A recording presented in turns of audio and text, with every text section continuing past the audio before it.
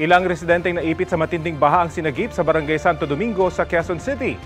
Balitang hatid ni Jomar Apresto. Kuha ito sa bahagi ng Barangay Santo Domingo sa Quezon City kaninang hating gabi. Inabot raw hanggang sa second floor ang baha kaya kinailangan ng ilikas ang mga residente.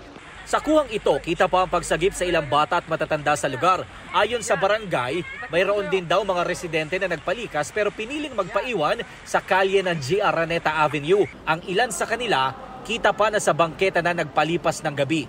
Estimated po namin is mga nasa 600 families or 1,500 individuals so far. Both na po yun nasa evacuation site and also yung mga preferred po na dito po magstay. Pag pumunta po kasi kami doon sa evacuation po malayo. May ilang residente naman ang wala halos gamit na naisalba at mas piniling iligtas ang imahe ng Poong Nazareno.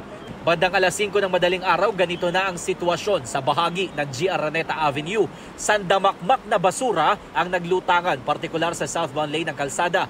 Nananatili namang nakaantabay ang rescue team at PNP para sa mga residente na posible pang ilikas.